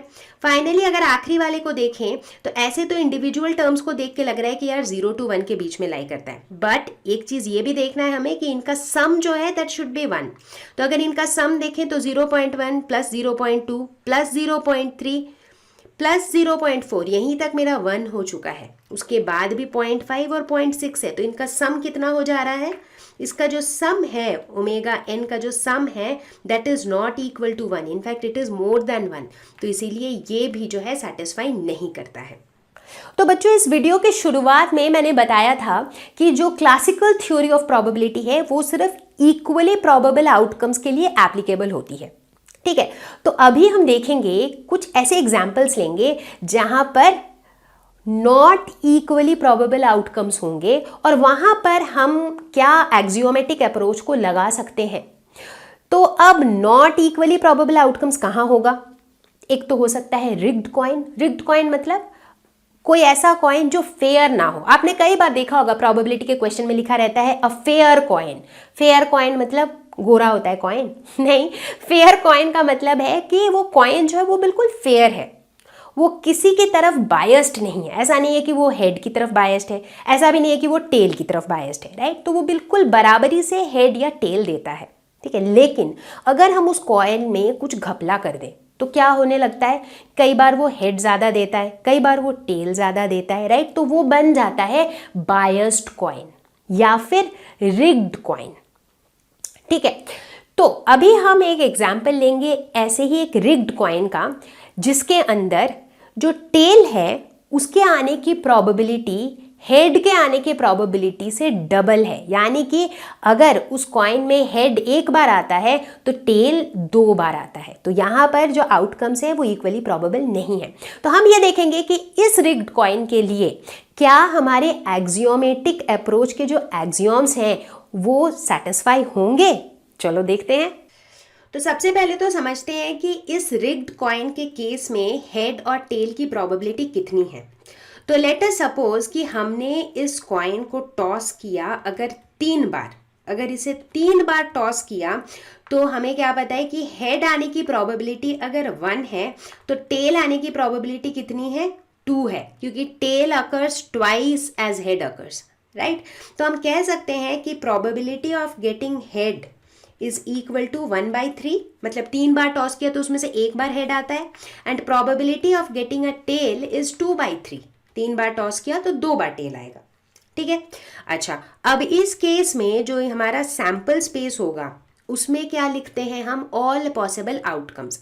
पॉसिबल आउटकम्स क्या क्या है यहाँ पे? हेड और टेल ही तो है, यही पॉसिबल आउटकम्स है। बट यहाँ पर मज़ेदार बात यह है कि ये जो आउटकम्स हैं they are not equally likely outcomes, जो कि हमें साफ साफ दिख रहा है, क्योंकि हेड आने की प्रोबेबिलिटी है 1/3, टेल आने की प्रोबेबिलिटी है 2/3। तो ऑब्वियस ही बात है कि they are not equally likely outcomes, ठीक है।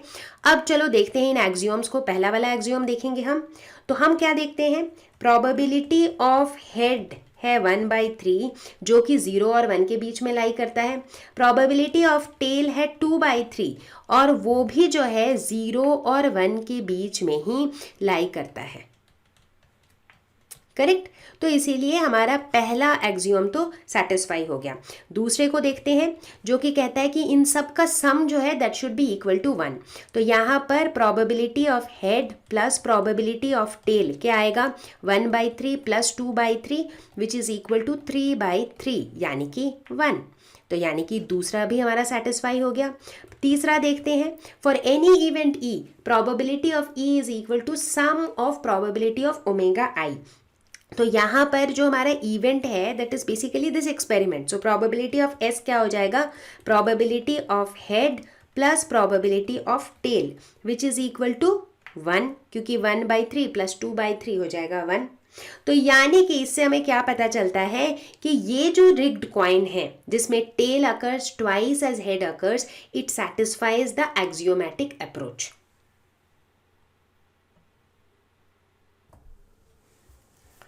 तो चलो अब हम ये देखते हैं कि ये एक्सियोमेटिक अप्रोच के एक्सियोम्स के हेल्प से फिर हम प्रोबेबिलिटीज कैसे निकालते हैं इवेंट्स की, ठीक है। तो सबसे पहले बात करते हैं प्रोबेबिलिटी ऑफ इवेंट ए और बी। यानी कि अगर हमारे पास 2 इवेंट्स हैं ए और बी, हम कह रहे हैं कि भाई ए भी हो और बी भी हो, तो मतलब हम जो भी एलिमेंट्स ए में है वो भी हमें चाहिए, जो बी में है वो भी हमें चाहिए, जो दोनों में है वो भी हमें चाहिए, तो सब चलेगा हमें, ठीक है। तो इसका एक्चुअली मतलब होता है probability of A union B, ना कि probability of A plus B. इसका ये मतलब नहीं होता है। अब आप पूछोगे तो इसका मतलब होता क्या है? सेट्स के कॉन्सेप्ट को याद करो। Probability of A union B जो है ये एक्चुअली होता है probability of A plus probability of B minus probability of A intersection B, ठीक है। क्यों? क्योंकि ए यूनियन बी का मतलब क्या होता है? जो कुछ ए में है, जो कुछ बी में है और जो कुछ दोनों में है, ये सब चलेगा हमें, ठीक है। तो अगर हम सीधा सीधा probability of A plus probability of B कर देंगे तो ये जो कॉमन वाला जगह है ये तो 2 बार जुड़ जाएगा, है ना। तो इसीलिए हम क्या करते हैं, probability of A plus probability of B, उसमें से ये कॉमन वाला जगह को एक बार सब्ट्रैक्ट कर देते हैं। ठीक है, सबको समझ आ गया। अब यहाँ पर एक एग्जाम्पल लेते हैं अभी प्रोबेबिलिटी वाले सिनेरियो में। ठीक है, तो प्रोबेबिलिटी वाला सिनेरियो का कभी भी एग्जाम्पल लेने के लिए ना कॉइन, डाइस, यही सब चलता है बेस्ट। तो हम अब एग्जाम्पल लेते हैं कि यार हमने एक कॉइन को टॉस किया ट्वाइस। अगर एक कॉइन को ट्वाइस टॉस किया तो मेरा सैम्पल स्पेस क्या हो जाएगा, H H, H T, T H, T T. ठीक है, ये मेरा हो जाएगा क्या, सैम्पल स्पेस। अब मुझे जो है दो इवेंट्स डिफाइन करने हैं। ठीक है, तो चलो यहीं पर जो है ना, क्योंकि जगह बहुत ज़्यादा नहीं है, तो यहाँ पर हम दो इवेंट्स डिफाइन करते हैं, एक इवेंट ए और एक इवेंट बी। ठीक है, तो मैं कहती हूँ कि इवेंट ए को मैंने ऐसा डिफाइन किया कि मुझे एटलीस्ट वन हेड चाहिए, कम से कम एक हेड होना चाहिए। तो इवेंट ए में क्या क्या आ जाएगा, एच एच आ जाएगा क्योंकि इसमें दो हेड है, चलेगा। एच टी भी आएगा और टी एच भी आएगा क्योंकि इनमें भी एक एक हेड है, बट टी टी नहीं आएगा क्योंकि उसमें एक भी हेड नहीं है। और इवेंट बी को मैंने ऐसा डिफाइन किया कि एटलीस्ट एक टेल होना चाहिए। तो यहाँ पर एच एच नहीं आएगा, लेकिन एच टी, टी एच और टी टी ये सभी आएंगे। ठीक है, तो ये मेरे दो इवेंट हो गए। ठीक है, अब अगर मैं पूछूं कि what will be the probability of A union B, इसकी प्रोबेबिलिटी क्या होगी, तो चलो निकाल के देखते हैं कि इसे हम कैसे निकालेंगे। तो हमने ये चीज़ें पढ़ी थी पहले भी कि यार अगर ए ये है, बी अगर ये है, तो ए यूनियन बी क्या हो जाएगा, जो इसमें है प्लस जो इसमें है सब कुछ आ जाएगा इसमें।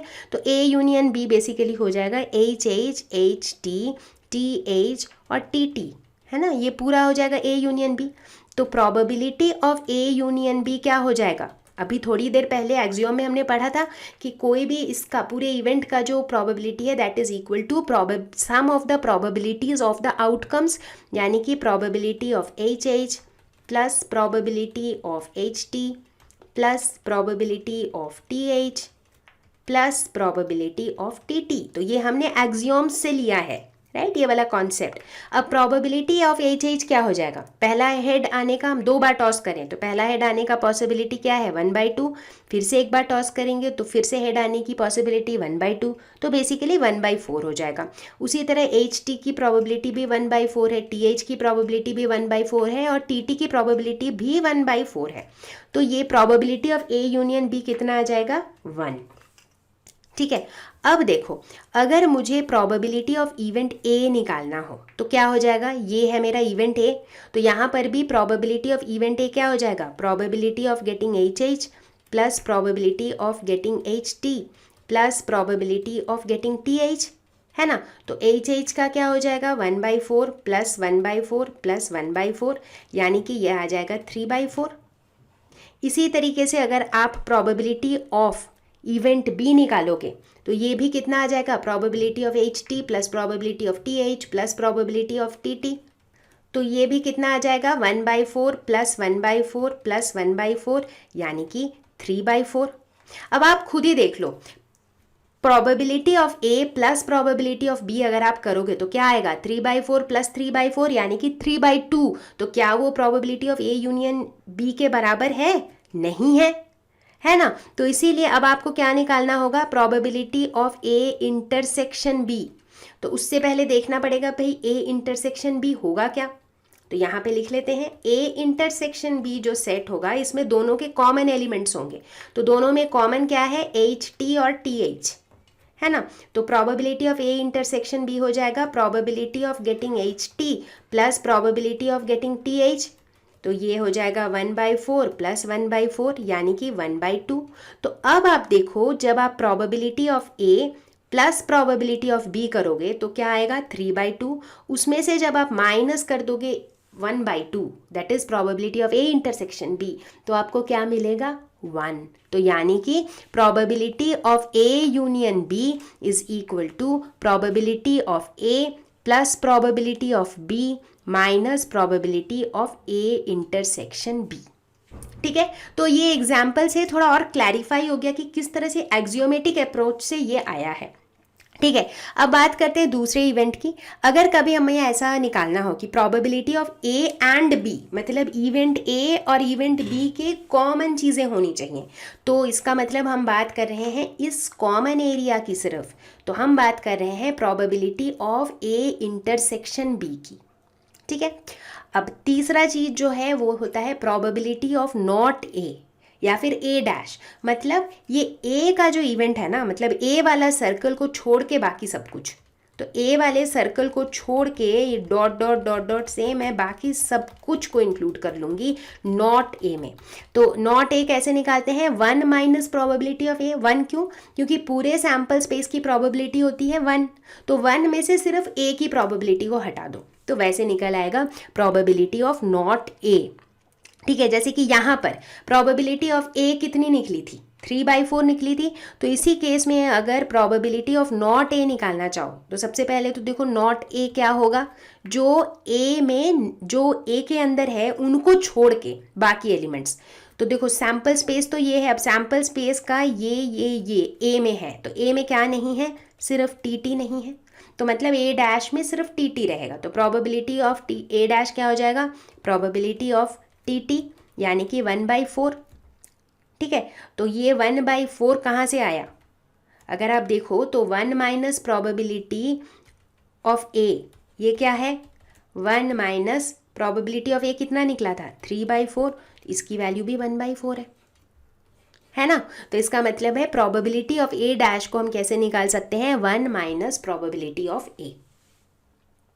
पर एक इंटरेस्टिंग बट बहुत आसान सा क्वेश्चन देखते हैं। A letter is chosen at random from the word assassination, find the probability that the letter is a vowel, that the letter is a consonant. इस तरह के क्वेश्चंस ना आपने परमुटेशन कॉम्बिनेशन वाले चैप्टर में भी किए थे, है ना, बट यहाँ पे चीज़ों को कुछ भी कॉम्प्लिकेट करने की ज़रूरत है ही नहीं। ठीक है, तो यहाँ चुपचाप आप ये देखो कि ये मेरा वर्ड है, ठीक है ना, ये मेरा पूरा वर्ड है।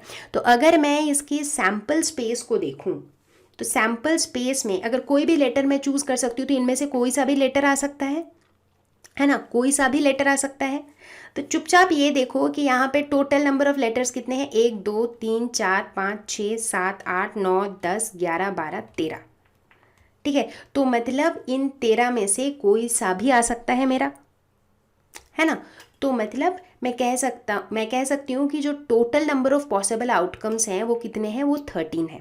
अब देखो इसमें वावेल्स कितने हैं, वावेल्स इसमें कितने हैं, ये एक वावेल है, ये भी एक वावेल है, ये वावेल है, ये वावेल है, ये भी है, ये भी है, तो 1 2 3 4 5 6 टोटल इसमें कितने वावेल्स हैं, टोटल इसमें 6 वावेल्स हैं, और बाकी जो है 7 वो क्या है, कॉन्सोनेंट्स। ठीक है, तो हम कह सकते हैं कि probability of getting a Wavell जो है वो क्या हो जाएगा, 6/13, and probability of getting a consonant जो है वो हो जाएगा 7/13। ये जो वर्ड दिया गया था ये सिर्फ आपको कंफ्यूज करने के लिए दिया गया था। यहाँ इस बात से कुछ फर्क नहीं पड़ता है कि ए कितनी बार है, एस कितनी बार है, राइट, क्योंकि हम उन लेटर्स को अरेंज नहीं कर रहे हैं। जैसे परमुटेशन में हम कहते हैं ना कि भाई इसे कितने तरीके से अरेंज कर सकते हैं, तो उस केस में क्या है कि ए के बाद ए आ गया तो वो अलग तरह का कॉम्बिनेशन बन गया, मतलब ए के बाद अगर ए आ गया तो वो एक के बाद एक रहे कि एक के पहले एक रहे, बात बराबर हो जाती है, राइट। तो इसीलिए परमुटेशन के केस में ये थोड़ा कॉम्प्लिकेटेड हो जाता है। बट अभी हम प्रोबेबिलिटी की बात करें कि भाई हमें एक लेटर निकालना है, ठीक है, वो वावेल होगा या कॉन्सोनेंट होगा, इतना ही बताना है। तो इसमें जितने वावेल्स हैं वो सारे मेरे फेवरेबल कंडीशन हो जाएंगे जब वावेल निकाल रहे हैं तो, और जितने टोटल नंबर ऑफ लेटर्स हैं वो मेरे टोटल पॉसिबल आउटकम्स हैं, है ना। तो इस तरह से हम इसे सॉल्व कर सकते हैं। एक और आखिरी क्वेश्चन देखते हैं अब इस टॉपिक का। In class 11th of a school 40% of the student study mathematics, 30% study biology, 10% study both. If a student is selected at random from the class, find the probability that he will be studying mathematics or biology। ठीक है, इस तरह के question को ना वो sets के style से सोचो, ठीक है ना। तो अगर सेट के स्टाइल से सोचोगे तो उस क्लास के अंदर जो है ना, कुछ बच्चे हैं जो सिर्फ मैथ्स पढ़ रहे हैं, कुछ सिर्फ बायो पढ़ रहे हैं, और कुछ जो है वो दोनों पढ़ रहे हैं, ठीक है। तो मान लो ये मैथ्स वाले हैं, ये बायो वाले हैं, और ये दोनों वाले हैं, ठीक है। तो क्वेश्चन में हम सब कुछ परसेंटेज में दिया हुआ है। तो लेट अस सपोज हम मान लेते हैं कि जो मेरा सैम्पल स्पेस है उसके अंदर 100 एलिमेंट्स हैं। क्यों हम ये मान रहे हैं कि क्लास 11th में टोटल 100 स्टूडेंट्स हैं। अगर टोटल 100 स्टूडेंट्स हैं इसका मतलब है number of students studying mathematics कितना हो जाएगा 40, number of students studying biology कितना हो जाएगा 30, और number of students studying both mathematics and biology यानी कि M इंटरसेक्शन B ये हो जाएगा 10। ये मुझे दिया हुआ है, बट मुझे निकालना क्या है, मुझे निकालना तो है प्रोबेबिलिटी। ठीक है, तो अब यहाँ से हम निकाल सकते हैं कि यार प्रोबेबिलिटी ऑफ स्टूडेंट, मतलब किसी को भी अगर मैं सिलेक्ट करूँ तो probability of a student studying mathematics क्या हो जाएगा, जितने बच्चे मैथमेटिक्स पढ़ रहे हैं आउट ऑफ टोटल जितने बच्चे हैं। उसी तरह से probability of a student studying biology क्या हो जाएगा, जितने बच्चे बायो पढ़ रहे हैं divided by total number of बच्चे, है ना। उसी तरीके से प्रोबेबिलिटी ऑफ जो दोनों पढ़ रहे हैं यानी कि M इंटरसेक्शन B ये क्या हो जाएगा, जितने बच्चे दोनों पढ़ रहे हैं डिवाइडेड बाय टोटल बच्चे। ठीक है, अब हमें निकालना क्या है, हमें निकालना है कि अगर किसी भी स्टूडेंट को रैंडमली सिलेक्ट किया गया, find the probability that he will be studying mathematics और बायोलॉजी, यानी कि या तो वो मैथ्स पढ़े या बायो पढ़े या दोनों पढ़े, कोई दिक्कत नहीं है। तो मतलब मैथमेटिक्स और बायोलॉजी का मतलब है हम बात कर रहे हैं M इंटरसेक्शन B की, कि या तो वो मैथ्स या बायो कुछ ना कुछ तो पढ़ रहा हो भाई। ठीक है ना, तो हम ये निकालना क्या है, probability of M union B।